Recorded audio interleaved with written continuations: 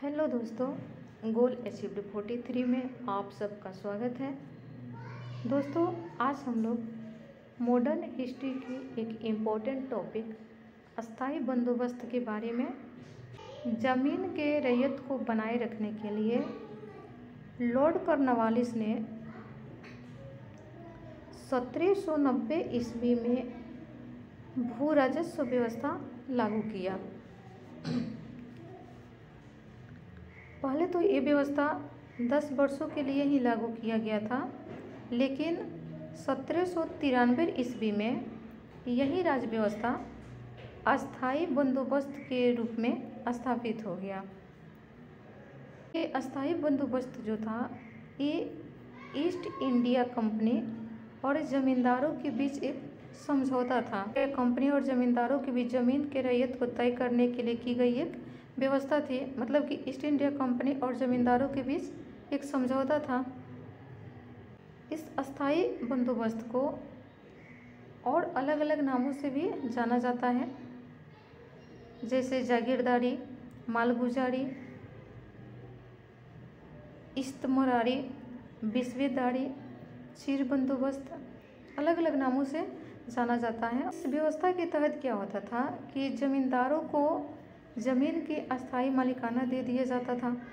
वो बंगाल, बिहार, उड़ीसा तथा उत्तर प्रदेश के कुछ हिस्से, ये ब्रिटिश भारत के क्षेत्रफल का लगभग 19% हिस्सा शामिल था इसमें।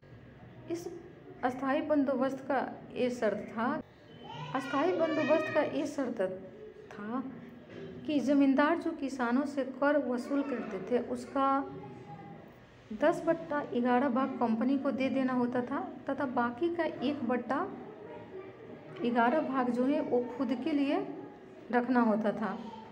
थी कि इस तारीख तक ज़मींदारों को कंपनी में भू राजस्व को जमा कर देना है। अगर कोई ज़मींदार निश्चित तारीख पर रकम जमा नहीं करता था, भू राजस्व को जमा नहीं करता था, तो उसके ज़मींदारी को नीलाम कर दिया जाता था। यही जो है अस्थाई बंदोबस्त था। अब इस अस्थाई बंदोबस्त से किस एग्ज़ाम में कैसे क्वेश्चंस पूछे गए हैं, उसे एक बार हम देख लेते हैं। तो ये यूपीपीसीएस में पूछा गया है, इस्तमरारी बंदोबस्त किसने लागू किया। हमने बताया था कि अस्थाई बंदोबस्त को ही इस्तमरारी बंदोबस्त कहा जाता है। तो ये किसने, लॉर्ड कॉर्नवालिस ने लागू किया था 1793 ईस्वी में। अगला क्वेश्चन देखिए, ये उत्तराखंड पीएससी में पूछा गया है, यूपी पीसीएस में पूछा गया है। यहाँ देखिए तो एमपी पीसीएस में पूछा गया है, एससी में पूछा गया है, एमपी पीसीएस में पूछा गया है।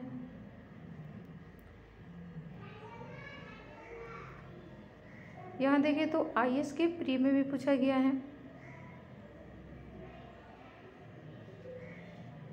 आईएएस के प्री में। तो दोस्तों, इस टॉपिक से किसी भी एग्ज़ाम में एक क्वेश्चन रहता ही है, इसलिए इस टॉपिक को हमें अच्छा से रिवीजन करना चाहिए। ठीक है दोस्तों, आज के वीडियो में बस इतना ही। नेक्स्ट वीडियो में फिर कोई इम्पोर्टेंट टॉपिक लेकर के आएंगे। Thank you.